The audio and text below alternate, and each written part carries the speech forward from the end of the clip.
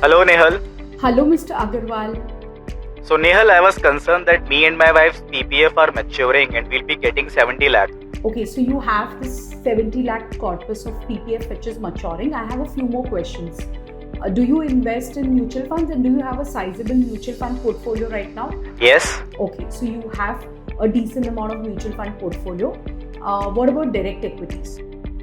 Yes, I do invest in equity. Okay, so you have a sizable amount of portfolio in direct equities too. Okay, so now say in case if we take the withdrawal of this PPF amount, what options do we have? One is that we can do a fixed deposit. The interest which we earn on fixed deposit is taxable.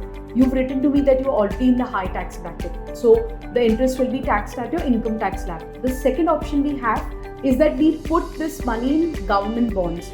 Even whatever returns we make on that government bonds, their annual coupon, even that is taxable. The third option which we have is mutual funds, which you said that you already have a sizable mutual fund portfolio. So we would not want to just add to that and be too concentrated only in mutual funds. So Mr. Agarwal, what I would suggest, the best thing to do is that after the 15-year period, you can keep on extending your PPF account in the blocks of 5 years infinitely. So you keep on extending this. After 15 years, you can make withdrawal, the entire corpus you can withdraw at any point of time, and apart from that, you can do one withdrawal in a year.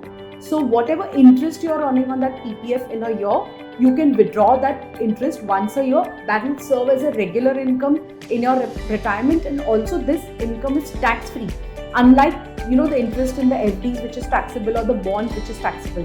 So it's wise that you do not take this maturity, but you keep on extending this PPF account in the blocks of 5 years and take their annual tax-free income. Okay, so like Mr. Agarwal, a lot of people have a lot of myths about PPF. Let me tell you that PPF is one of the best investments where you can build a good fixed income portfolio. PPF has this benefit of exempt. While you're making an investment that 1.5 lakh rupees a year per PAN, that is exempt from tax.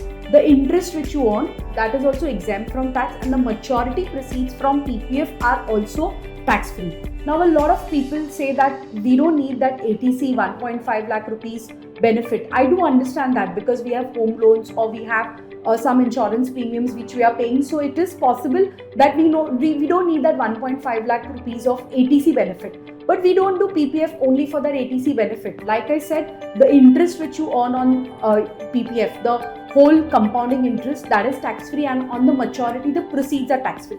Now at maturity, instead of taking that proceeds which are tax free, if you extend it in the blocks of 5 years, we just understood that how it can help you earn a tax free regular income in your retirement also.